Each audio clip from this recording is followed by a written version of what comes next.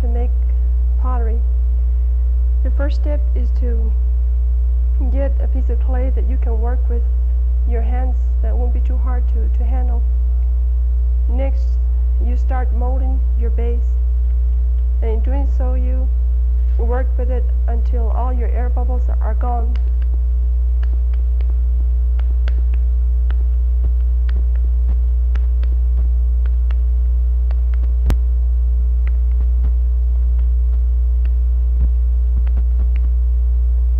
This here is the base of your pottery. In this little pan here I have some water, and I have gourds of various shapes that I use to form my pottery.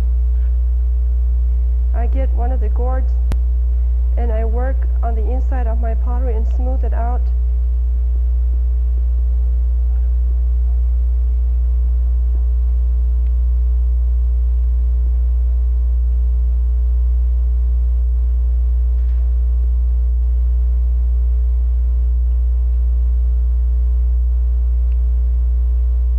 You work with it until you see that it's even all the way around.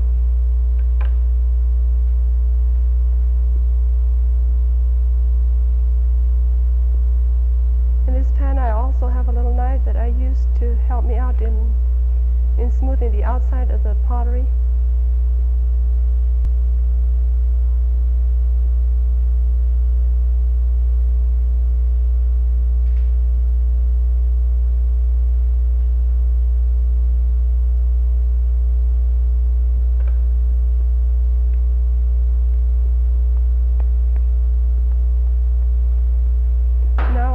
My base of my pottery, and I'm ready to start building it. In this pan here I have some white sand that I use at the bottom of my pottery so that it won't stick to whatever you're using as a base.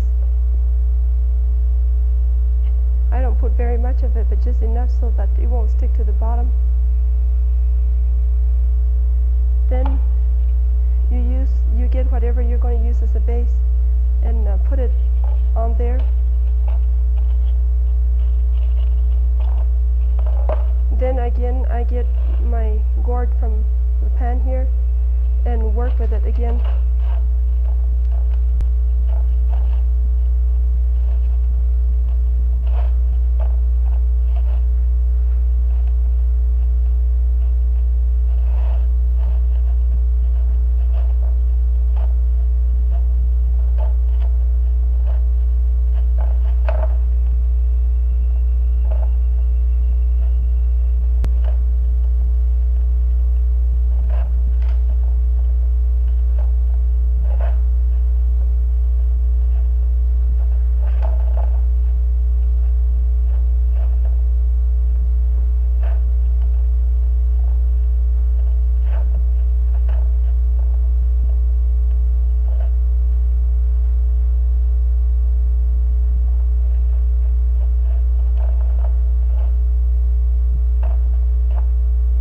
Before I actually start building on it, I see that it hasn't stuck to the bottom of the whatever I'm using as a base here.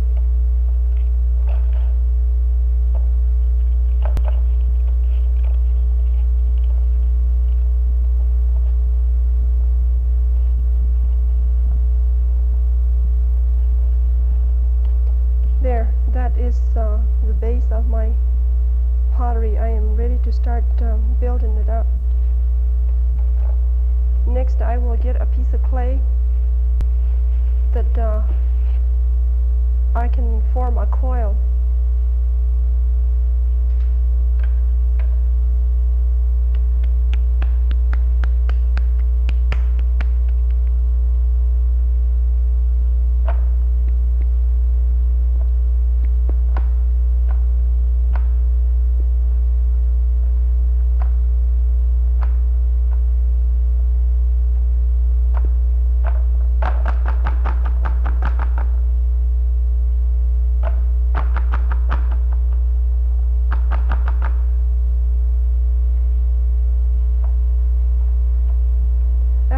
Formed your coil, you set it around the top of your base here, and just sort of work around the base that you've made.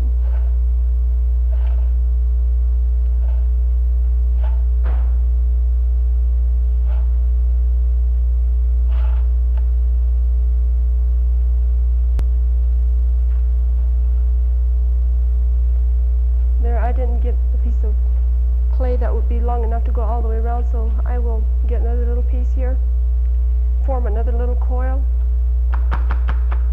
and just add on to it.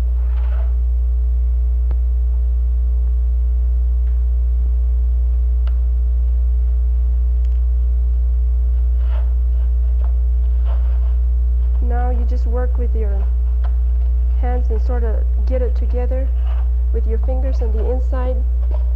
You can see the coil. You sort of smooth it out so that it can come together.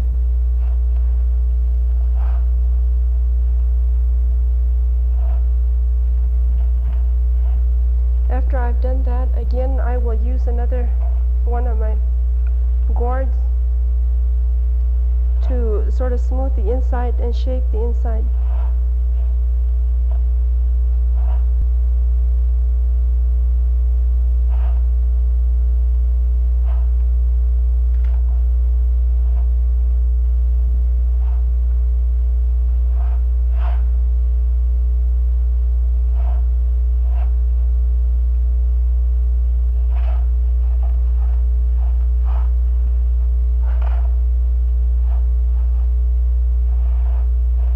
Then I will use my little knife that I have here to smooth the outside.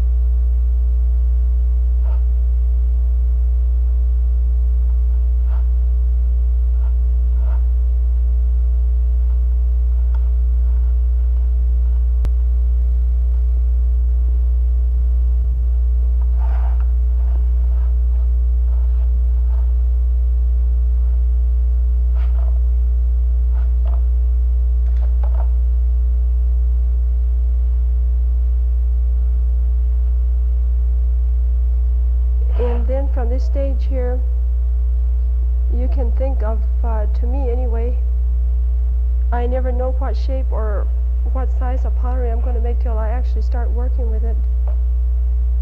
And you can just keep on working with your gourd.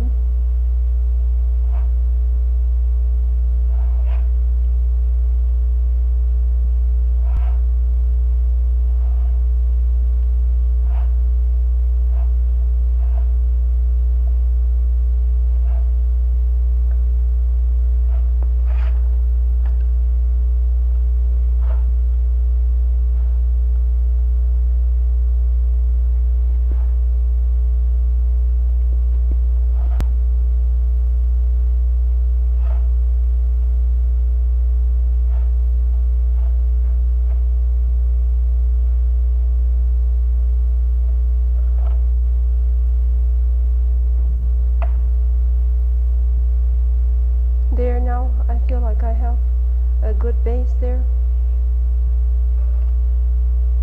Then from this stage on, you can just add as many coils as you like and make whatever shape you want to make out of it.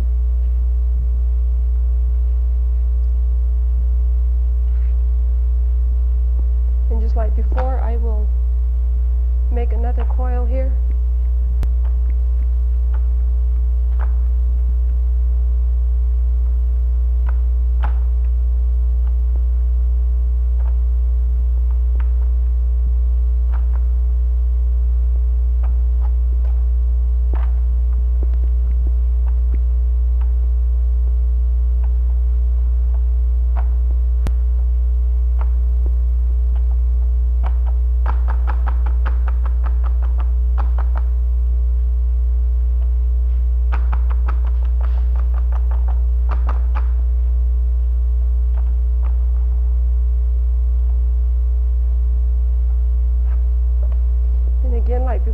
just set it on top of your other coil there and work with it.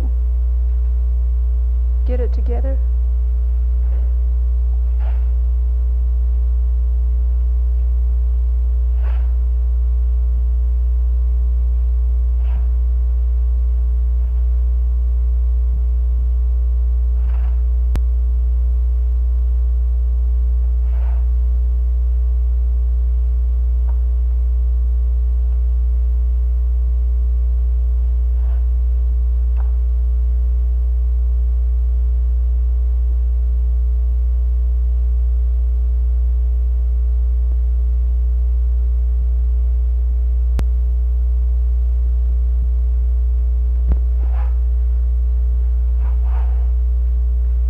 You get your piece of gourd and work in the inside.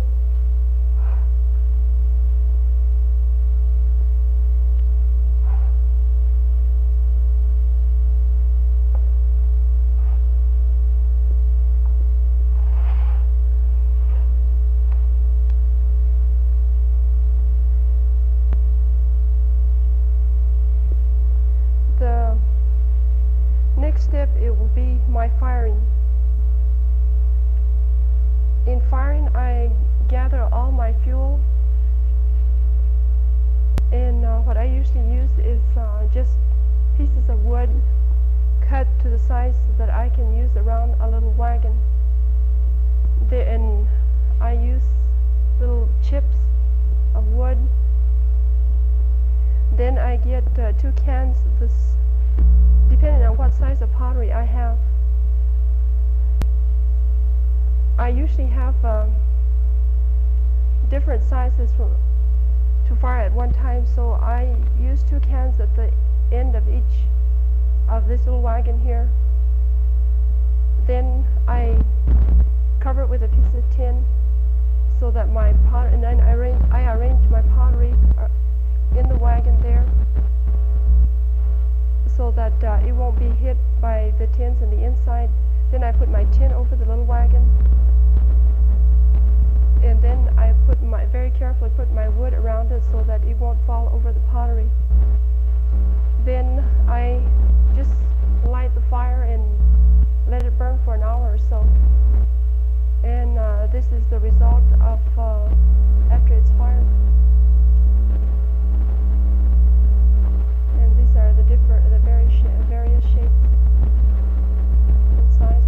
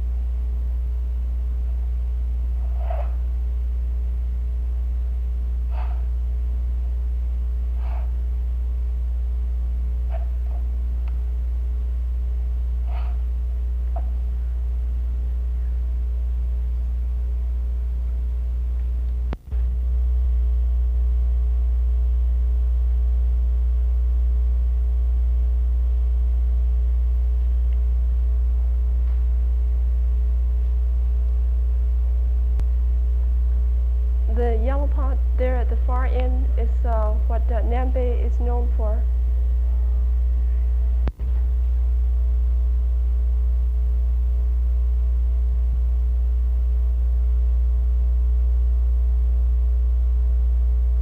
The yellow pot there at the far end is what Nambe is known for. This pot can be used for cooking.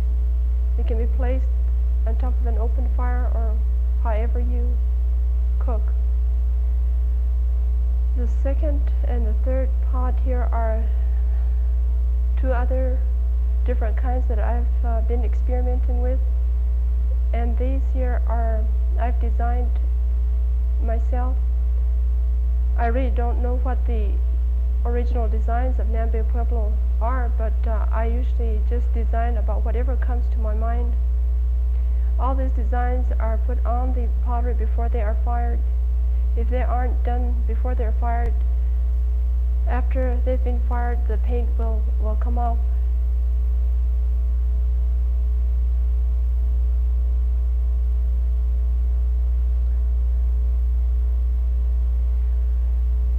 I have always been interested in pottery, I guess ever since I was small, because I was brought up with an aunt who made pottery, and I always used to help her.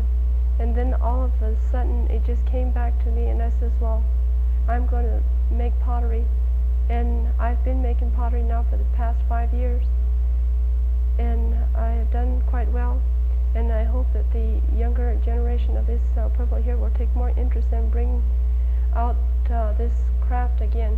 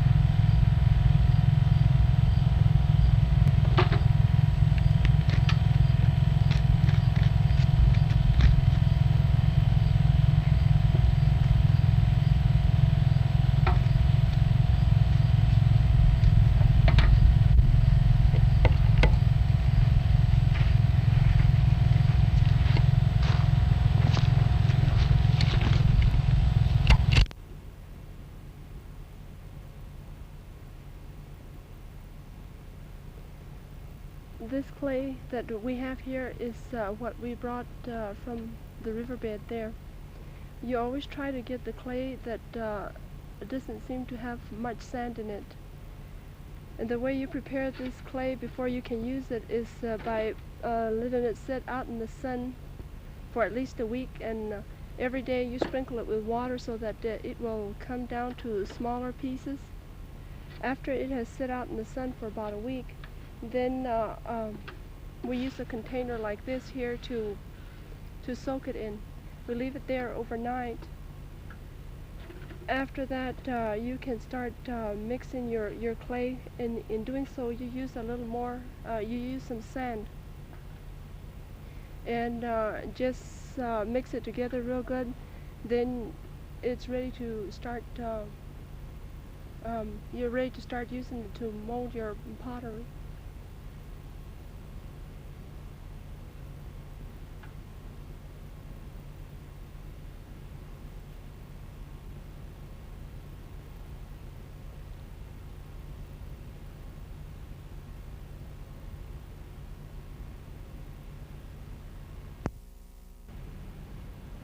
That we have in this bucket here.